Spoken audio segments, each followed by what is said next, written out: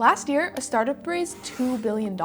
They called it a seed round. The company hadn't released a product and there was no revenue. It was just a famous founder and a team of really good researchers. Meanwhile, founders with working products and paying customers are getting told no on a $3 million round. The money is there, more of it than ever, but it moves in ways most founders never see, and the few who do are the one raising millions. So this video is about what changed. Not just how much you can raise, but what investors are buying now, and what you're signing when you're taking the money, and why the biggest round isn't always the one you want. It all starts with the money, and where it's going explains everything else. Of every dollar venture capital invested last year, roughly half of it went into AI, around $200 billion, up from $114 billion the year before. The exact share depends on who's counting, but the direction is not in question. Capital is piling into AI teams faster than anything in recent memory. You'd think that means it's a great time to raise. For a small group of founders, it is. For everyone else, it's harder than it looks, because the money is concentrating. The total number of rounds getting done has dropped to a multi-year low, while the rounds that do close keep getting bigger. A few years ago, a strong seed round was $3 to $5 million.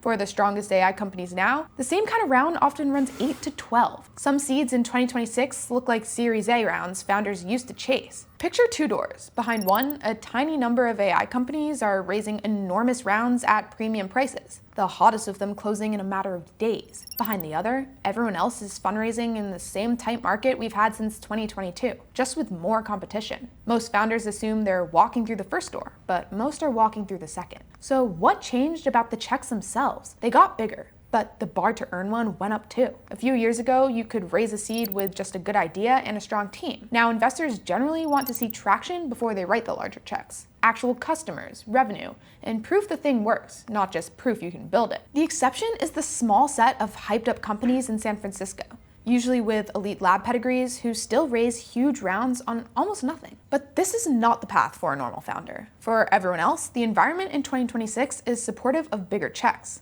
if you can get them, and getting them is a little harder than it used to be. Which means the real question isn't how much you can raise, it's what investors are paying for now. The old fundraising checklist was simple: monthly active users, a steep growth curve, a founder with the right resume, came from big tech, started a company before, or went to a famous school. A big market size slide, hit those, and you got the meeting. That checklist is fading now, and a new set of signals is taking over.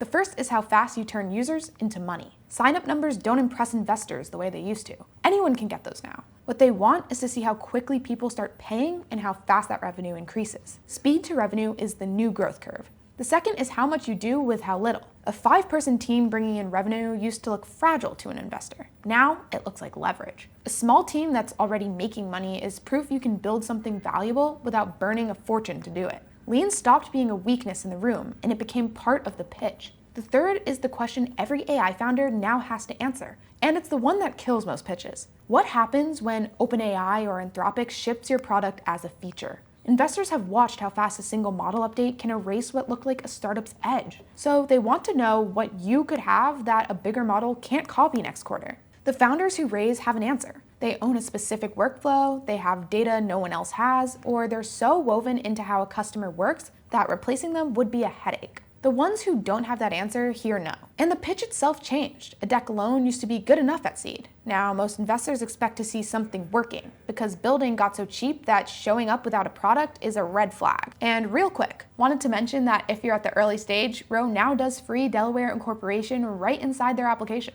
Qualifying startups can apply in a few minutes without ever leaving 𝐸. Other services charge for it, or hand you software templates. 𝐸 is attorney reviewed, takes about 5 minutes, files in 24 hours, and banking and cards are live the same day, even before your EIN. Links in the description. All right, the part founders get most wrong comes straight from the people who write these checks. At the earliest stages, there's no formula for your valuation. Founders love to believe there's some clean math that sets the number, but there isn't. Early valuations come down to two things: how much the lead investor believes in you, and how many other term sheets are sitting on the table. Supply and demand and conviction. So watch where you spend your energy. Founders burn weeks negotiating a valuation from 12 million to 14, when at that stage the difference barely matters. What matters is who's sitting at the table and what your relationship with them looks like for the rounds after this one. Get the right investor at a fair price and you've won. Squeeze an extra 2 million out of the wrong one and you've created a problem you'll have to deal with for years. But let's say you do it right. You get the conviction, you get the term sheet. Most founders think that's the finish line. It isn't even close. A term sheet feels like the end because you signed something. There's a number on it and everyone congratulates you. But a term sheet is really just an agreement to agree. The actual work starts after you sign it. A lot happens between that signature and the money in your bank account. Lawyers draft the real agreements, which are far longer and more detailed than the term sheet. Both sides mark them up and argue over the wording. The investor runs final checks on your company. You clean up your cap table and chase down signatures from earlier investors and angels who are scattered across the world. Only then do the wire instructions go out and the money lands. That can take weeks, sometimes longer. And every day the founder is doing two jobs at once, running the company and closing the round, which usually means doing both a little worse. The bigger thing founders underestimate is what happens to their head the moment they take the money. Before the wire, you only answer to yourself. After it, everything changes. You have legal duties to your investors now. You have a board to update. You've made quiet promises about the milestones you'll hit and how fast you'll grow. And the clock starts ticking against those promises immediately. Every hiring decision is now measured against someone else's expectations. Most founders think the pressure shows up around month 12, when they have to go raise again. It shows up the day after the wire clears. That's not a reason to avoid raising. It's a reason to walk in with your numbers already in order so the pressure doesn't catch you. Most founders read the valuation and the check size and skim the rest. But the rest is where the expensive surprises live. Take liquidation preference. Every founder has heard the phrase, almost none of them have worked out what it does to their payout. It decides who gets paid first when the company sells. Say you raise $5 million on a term called 2 times participating. Then you sell the company for $10 million, which sounds like a decent outcome. You raised 5, you're selling for 10. But 2 times participating means your investors take 2 times their money off the top. That's $10 million, the entire sale, gone before you see a dollar. So a $10 million sale, which felt like a win, leaves the founders with nothing. It's a far more aggressive term than the one most founders assume they're getting, and the kind of thing you do not want to understand for the first time after the company sells. For the record, 2 times participating is rare. The cleaner, more common term is 1 time non-participating. The problem is the founders who can't tell the difference and sign anyway. Then there's the one that's even more dangerous because it isn't about money at all. It's about control. Founders obsess over how much of the company they own. But you can own most of the equity and still lose control of your company through the board seats and the protective provisions you agreed to. Protective provisions are the list of decisions you can't make without your investors signing off. Give up a board seat without understanding what's on that list, and you can go from controlling the direction of your company to needing their approval on the big moves. Raising again, selling the company, issuing new shares, taking on debt, or a major change in strategy. You still own more of the company than anyone. You just can't steer it anymore. This is why founders who've done it before will tell you the same thing. Get a real lawyer or an advisor who has closed rounds before to walk you through what you're giving up before you sign, not after.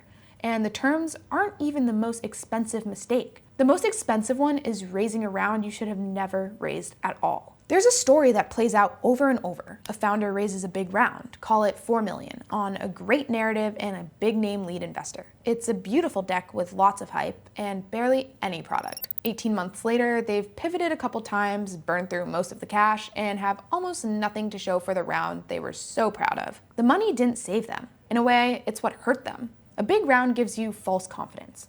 It feels like proof you've already won. So you move slower, spend looser, and chase the vision instead of the customer. Capital isn't a sign that the company is good. Sometimes the size of the round is the very thing that makes a founder stop doing the hard, small things that build a business. The founders who do best tend to treat a modest round as a tool to hit one clear goal, not as a trophy and not as a finish line. More money isn't always better. Often it's just a bigger distraction. And raising too much too soon isn't the only way a round goes wrong. When a raise drags past 6 months, it usually becomes a slow bleed. The founder's attention is split. The team starts to feel the uncertainty and morale slips. Worst of all, investors start wondering why it's taking so long, and that doubt feeds on itself. A round that looks stuck becomes a round nobody wants to lead. The ones that die after 6 months usually die for one of 3 reasons. The lead investor falls through and nobody else steps up, the market shifts and the story goes stale, or the founder keeps chasing soft maybes instead of pushing for a clean yes or a clean no. The hardest move, and usually the right one, is to call it early. Take a small bridge, reset, and come back when you can walk in with leverage instead of hope. So what does it take to walk in with leverage? It starts long before you send a single deck. The founders who raise fast and on their own terms do the real work in the 90 days before the round even opens. The first thing they do is lock in one proof point as a revenue milestone, a customer everyone's heard of, a retention number that's hard to argue with. Something that lets them walk in already winning instead of asking to be believed. You raise on momentum, and momentum is something you build on purpose before you start. The second thing they do is build the room before they need it. The best rounds start with relationships that were already there. Investors the founder has been quietly updating for months, who have watched the numbers move with their own eyes. By the time the round opens, the people writing checks already know the story. That's how the fastest rounds close so quickly. The work happened before the clock ever started. And the last thing is having your numbers ready to go. Clean, current, and there in a second. So the moment an investor leans in and starts asking, you're not slowing the whole round down to dig for answers. Do those three things and you'll go into a round with leverage. The new way to raise millions isn't about a better deck or a bigger number. It's about understanding how it works from the other side of a table. The founders who get this right raise on their terms, treat the money as a tool, and stay in control of where they're going. The only question is whether you raise like a founder who gets that now, or the one who learns it the expensive way. If you want the foundation in place from day one, qualifying startups can apply for free Delaware Incorporation right inside Row, attorney reviewed, with banking and cards live as soon as you're set up. Link is in the description. And if all of this makes you want to skip the raise entirely and build something big with almost no team at all, that's the one to watch next. See you there.